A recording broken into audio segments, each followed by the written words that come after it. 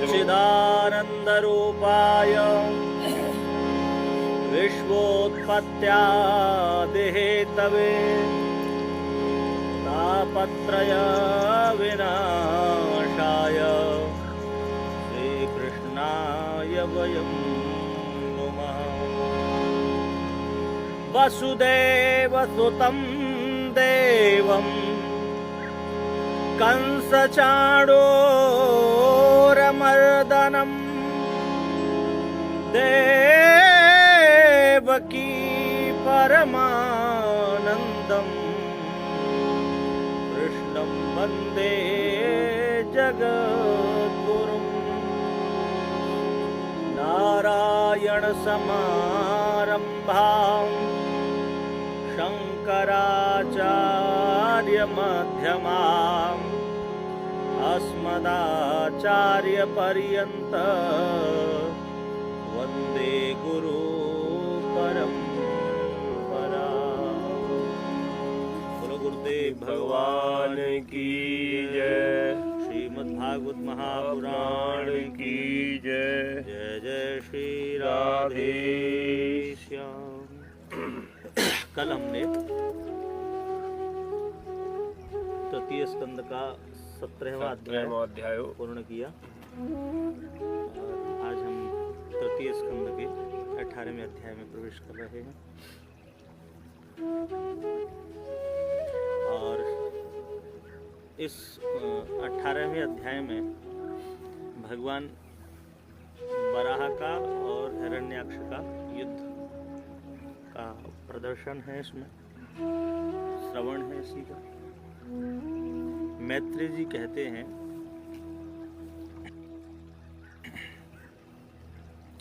तदेव माकर्ण्य जलेश भाषितं महामनास्तद्विगणय्य दुर्मदः हरेर्विदित्वा गतिमङ्गनारदा द्रसातलं निर्विविशेत्परान्वितः।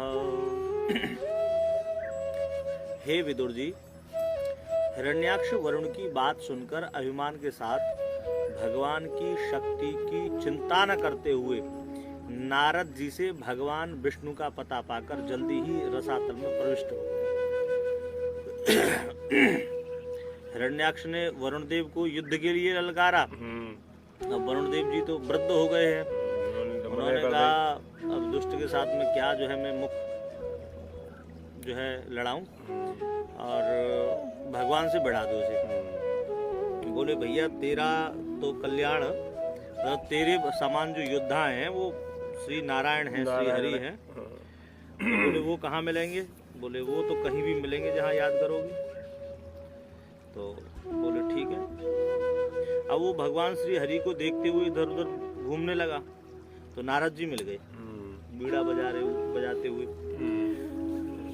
हालांकि वो जानता है कि नारद जी किसी से युद्ध तो करते नहीं, लेकिन फिर भी नारद जी को पकड़ लिया। बोले सुनो, ये जो है टुंडी मुंडी बजाते हुए तुम बहुत घूम लिए, अब एक काम करो हमारे साथ युद्ध करो। नारद जी बोले भाई सुनो, हम तो युद्ध बुद्ध जानते ही नहीं, युद्ध करना हमें आता ही नहीं है, पर हाँ ये है कि हम तुम्हें युद्ध कराने वाले तक पहुंचा देंगे, चिंता मत करो। जोड़ का जोड़ला बांध देंगे। हाँ बोले हमारा नाम नारद ऐसे ही थोड़ी ना है। हमारी बात कभी रद्द नहीं होती है। नारद जी की बात कौन सी रद्द होती है? नारद का अर्थ बड़ा विशिष्ट है। नारम ज्ञानम ददाती थी नारद, जो शुभ कराने वाले हों, जो वैशिष्टता को प्राप्त कराने वाले हों, जो विशेषता को प्राप्त कराने वाले हों, वो नारद है। नारद जी ने कहा बोले चिंता मत करो, तुम्हें जो है वहाँ तक पहुँचा ही देंगे जहाँ तक आपको, जिनसे आपको युद्ध कराना है। बोले चलो। तो बोले बताओ उन तक कैसे पहुँचेंगे, अर्थात श्री हरि विष्णु तक कैसे पहुँचेंगे?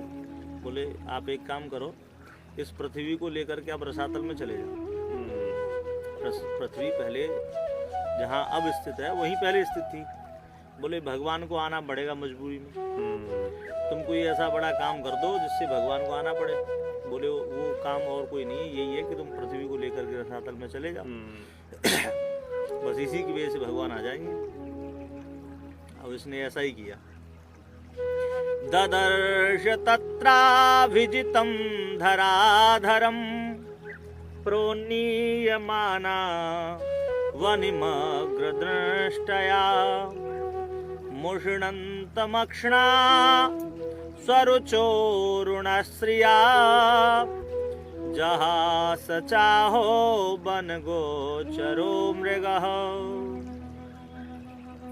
वहां अपने दृष्टाग्र भाग से धरती को ऊपर उठा रहे जयशील वराह भगवान को उसने देखा। जब पृथ्वी को लेकर के घुस गया तो भगवान का प्राकट्य हुआ, और भगवान जब उस पृथ्वी को उठा करके अपने नख जो नखा दृष्ट थे मुख के जैसे ही भगवान लेकर के चले, इसने देखा उनके नेत्र के अरुण तेज के सामने हिरण्याक्ष का तेज फीका पड़ गया। उनको देखकर हिरण्याक्ष ने हंसकर कहा, आश्चर्य, ये जंगल में विचरने वाला यह पशु पानी में कैसे आ गया? ये तो बड़ा आश्चर्य है। आहैन मेहाग्न महिम विमुंच नो रसौ कसाम्बे स्वसृजेयमर्पिता न स्वस्ति यास्यस्य नयाममेक्षतः सुराधमासादितसूकराकृते। फिर उसने गरज कर कहा, अरे मूर्ख, इधर आओ, इस पृथ्वी को छोड़ दो, हम रसातल वासियों के लिए ब्रह्मा ने दी है। अरे सुअर का रूप धारण करने वाले देवाधम, मेरे देखते देखते इसके साथ तुम सुख से नहीं जा सकते हैं? तन्नः सपत्नैरभवाय किमृतो यो मायया ह्यन्त्यसुरान् परोक्षजित् त्वां योगमाया बलमल्पपौरुषं संस्थाप्य मूढप्रमिजे सुहिरक्षुचः। हमारे शत्रु ने हमारे नाश के लिए तुम्हें पाला है, क्यों? क्या तुम माया से छिपकर असुरों को मारते फिरते हो? तुम में योग माया का ही जोर है, वास्तविक तुम में पौरुष नहीं है, है? मूर्ख, तुम्हें मारकर मैं अपने सुहृदों के आंसू पोंछूंगा। ऐसा कहने लगा ये। त्वयि संस्थिते गदया शीर्णशीर्षान्य मद्भोजच्युतया ये च तुभ्यं बलिं हरन्त्यर्षयो ये च देवाः स्वयं सर्वे न भविष्यन्त्यमूलाः। मेरे हाथ से छूटी गदा से तुम्हारा सिर जब चूर्ण चूर्ण हो जाएगा, तब तुम्हारी पूजा करने वाले ऋषि और देव निराश होकर स्वयं ही नष्ट हो जाएंगे।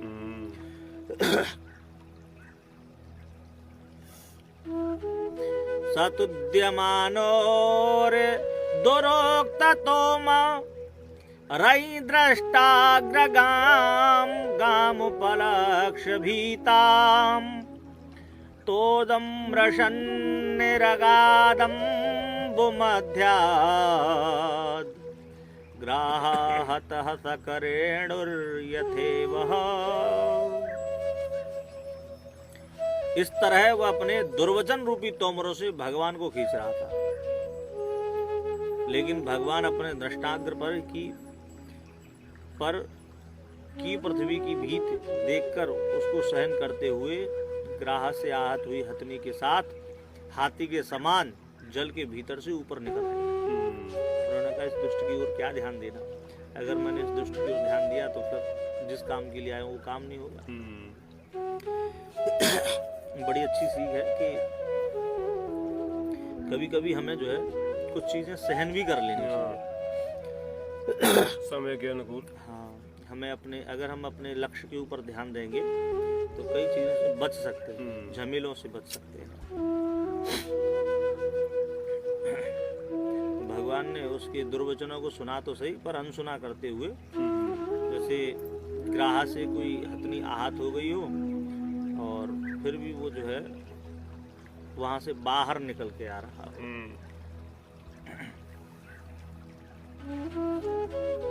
ऐसा विचार कर भगवान जो है उस पर जल से बाहर निकल करके ऊपर आ गए।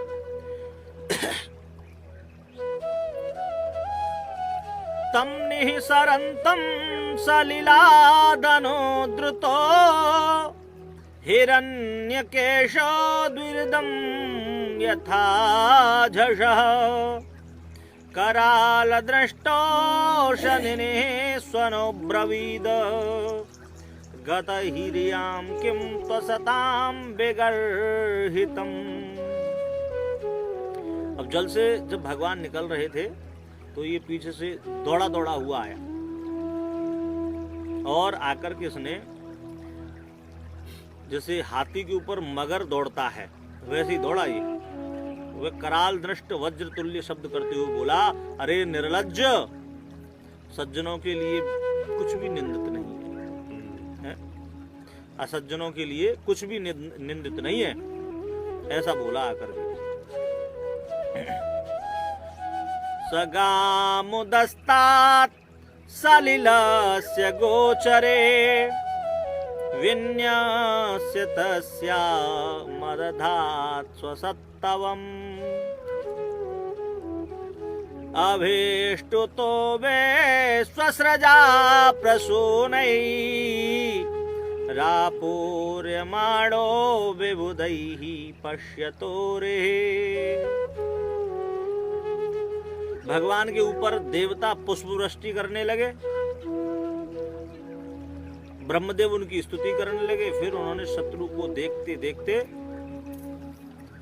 पृथ्वी को जल के ऊपर रख दिया और उसमें अपनी आधार शक्ति को भी रख दिया। जैसे ही भगवान उस पृथ्वी को ऊपर लेकर के आए, देवताओं ने देखा, ब्रह्मा जी ने देखा, सब लोग बड़े प्रसन्न हुए, क्योंकि ये काम भगवान ही कर सकते हैं और कोई नहीं कर सकता। सब लोग बड़े प्रसन्न हुए, भगवान ने अपनी शक्ति उसमें सन्निहित कर दी। परानुशक्तं तपनीयोपकल्पं महागदं कांचन चेत्रदंशं मर्मान्यभीक्षणं प्रतुदन्तं दुरक्तैः प्रचंड मन्योः प्रहसंस्ततं बभाषे। उसके बाद में पीछे लगे हुए सुवर्ण के आभरण को पहने हुए, सुवर्ण के कवच धारण किए हुए तथा एक बड़ी भारी गदा धारण किए हुए, बार बार कटु वचनों से हृदय को पीड़ित कर रहे उस दैत्य से प्रचंड क्रोधयुक्त वो हंसकर भगवान बोले। भगवान ने कहा, श्री भगवानुवाच सत्यं वयम्बो वनगोचरा मृगा युष्मद्विधान् मृगये ग्राम सिंहान् न मृत्युपाशैः प्रतिमुक्तस्य वीरा विकथनं तव गृह्णन्य भद्र। यह सच है कि हम वनवासी मृग हैं, भगवान कहते हैं, और तुम्हारे जैसे हम तो तुम जैसों को खोजते फिरते हैं। अरे दुष्ट, मृत्यु पाश से बद्ध तुम्हारे जैसे डींग हाँकने वाले पर वीर लोग ख्याल नहीं करते।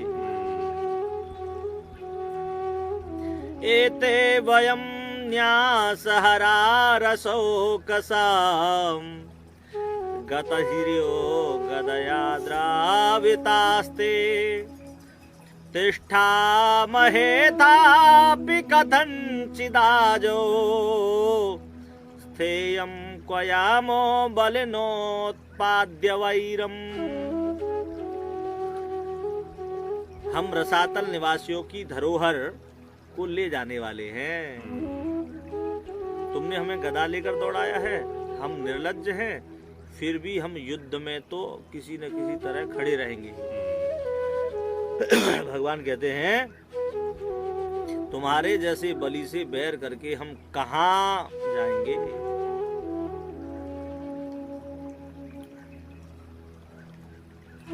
त्वं पद्रथानां किल यूथपाधिपो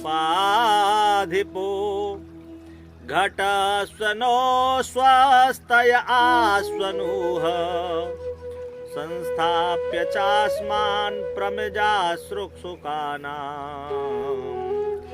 यः स्वां प्रतिज्ञां नातिपिपर्त्य सभ्यः।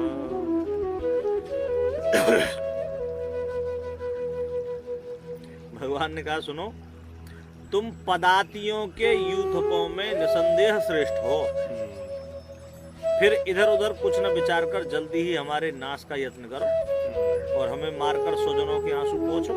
तुम कह रहे थे ना तुझे मार करके पृथ्वी लेकर के जाऊंगा, अपने स्वजनों के आंसू पोंछूंगा। पोंछो भाई, जो अपनी प्रतिज्ञा नहीं पालता वह असभ्य है। मैत्रेय जी कहते हैं साधिक्षिप्तो भगवता प्रलाब्ध चारुषा भृशम् आजहारोल्बणं क्रोधं क्रीड्य मानो विराडिव। इस तरह भगवान खूब चिढ़ाने और उपहास करने लगे और इससे उसको भयंकर क्रोध चढ़ाया। तो कर ही रहे। हाँ, जैसे कि सांप को खिलाने पर आता है।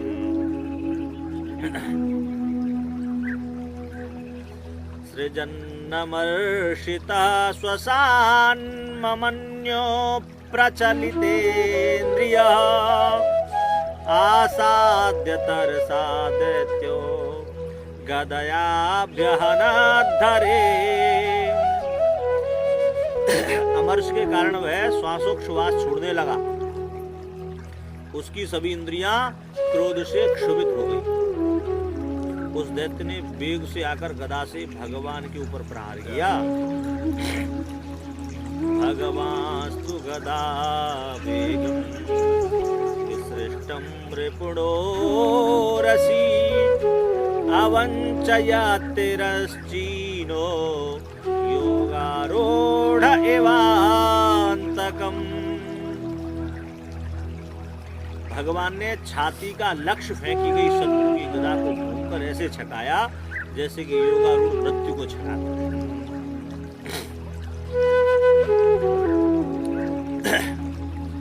पुनर्गदां स्वमादाय भ्रामयन्तमभीक्षणशः अभ्यधावद्धरे क्रुद्धः संरम्भाद्राशदक्षदम्। मारे क्रोध के होठ काटकर फिर अपनी गदा ले बार बार इधर उधर घुमा रहे दैत्य के ऊपर क्रुद्ध होकर भगवान दौड़े। भगवान ने कहा बहुत खिला लिया अब सुन। ततश्च गदया रातिं दाक्षिणस्यां भ्रुवे प्रभोः आजग्ने सतुतां सौम्य गदया को विदोहनत्।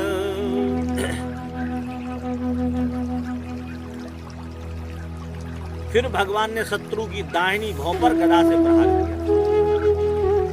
उस गदा को उस दैत्य ने गदा से ही रोक दिया। हे विदुर जी, वह गदा युद्ध एक महान पंडित था। गदा युद्ध में ये महान पंडित था। हाँ जी, मतलब विद्वान था।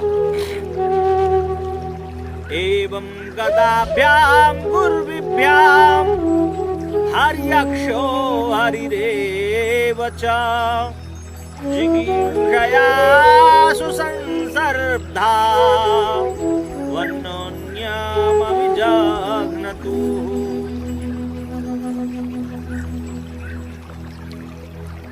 इस तरह भारी गदाओं से हरि और हिरण्याक्ष परस्पर वध की इच्छा से मारने लगे।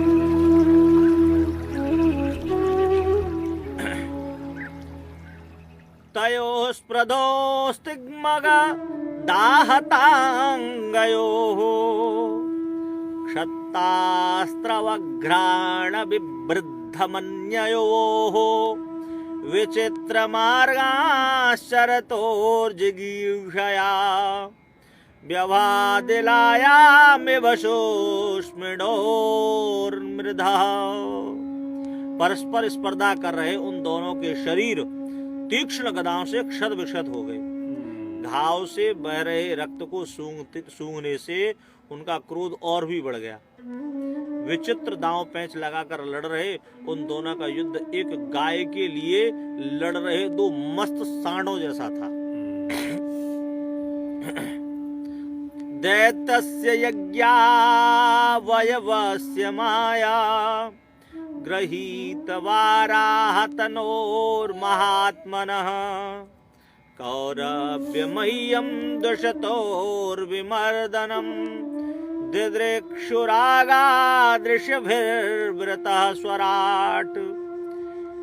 हे कौरव, उस दैत्य का और यज्ञावयव माया से बराह का रूप धारण किए महात्मा भगवान का पृथ्वी के लिए चल रहा वह युद्ध देखने के लिए ऋषियों के साथ ब्रह्मदेव उपस्थित हो गए।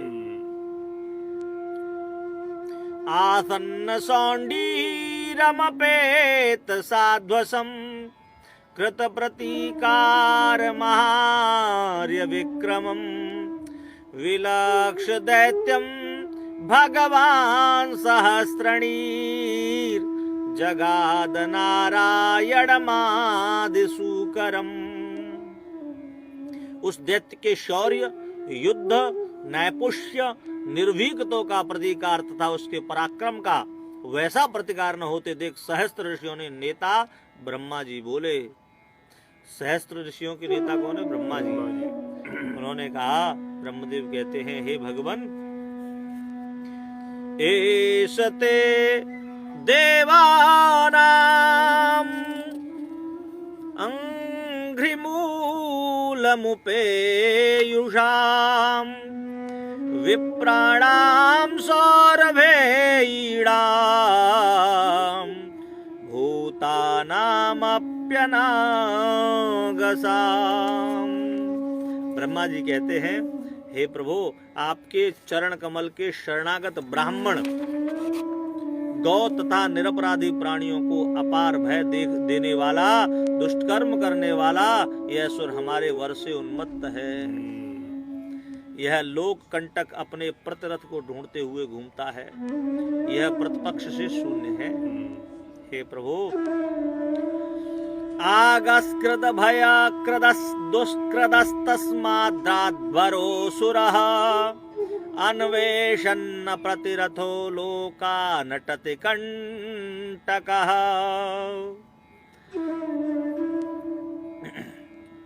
मैनं मायाविनं दृप्तं निरंकुशमसात्मम आक्रीड बालवद्देव यथासी विषमोत्थितम्। इस मायावी मत्त निरंकुश अधम से ऐसा मत खेलिए प्रभु, जैसा कि बालक क्षुभित सांप से खेलता है।